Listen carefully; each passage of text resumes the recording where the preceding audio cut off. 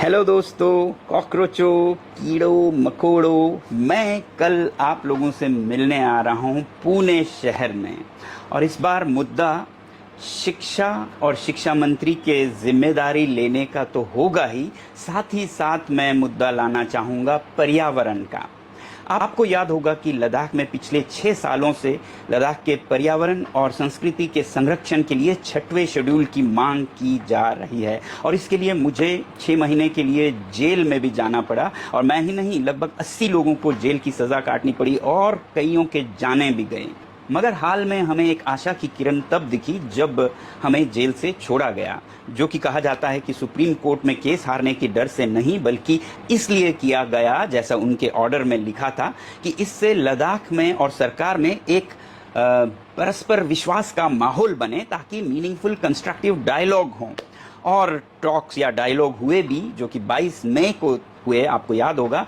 मगर उस मीटिंग के बाद लगभग 20 दिन होने को आ रहे हैं और उसका मिनट्स अभी तक नहीं मिला।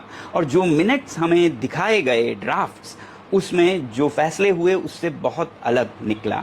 फैसला ये हुआ था कि लद्दाख में एक असेंबली होगी, विधानसभा होगी, जिसमें चुने हुए प्रतिनिधियों के नीचे आएंगे सारी ब्यूरोक्रेसी, चीफ सेक्रेटरी समेत।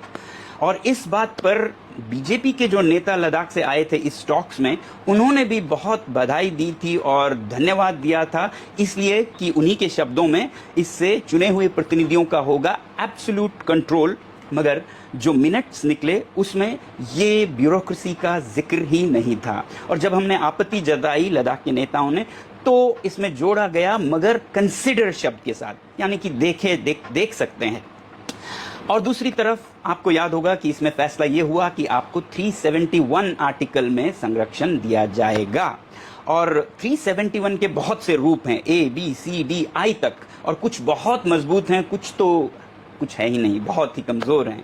और हमारे नेताओं को गृह मंत्रालय के अधिकारियों ने बताते हैं कि उन्हें ये कहा था बुलाकर कि आपको हम A, B, C, D, I तक में जो जैसा चाहें या कोई नया जोड़िएगा, बस सिर्फ एक आज़ाद देश की मांग मत कीजिए, हम सब करने को तैयार हैं।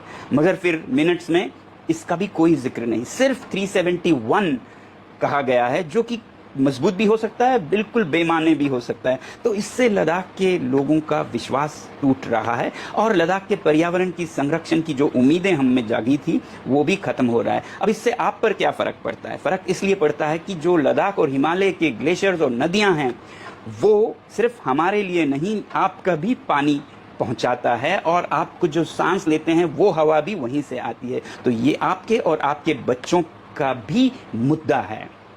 और इससे भी मुद्दा बड़ा है, वो है विश्वास का, ट्रस्ट का। अगर लोगों को इस तरह से विश्वास तोड़ दिया जाए, सिर्फ इस मीटिंग के कारण नहीं, ये जो मुद्दा था 6वें शेड्यूल में संरक्षण का, वो 2019 और 20 में इलेक्शन मैनिफेस्टो में लिखित में वादे किए गए थे कि हम आपको देंगे इस इलेक्शन के बाद। मगर आज 6 साल हुए, लोगों को जेल जाना पड़ रहा है, जान देनी पड़ रही है। तो इससे गृह मंत्रालय पर विश्वास उठ जाएगा और सब में विश्वास कम होता जाएगा। बहरहाल मैं तो विश्वास करना चाहता हूँ कि सत्यमेव जयते होती है, और कल मैं आप लोगों से यही कहने के लिए मिलूँगा।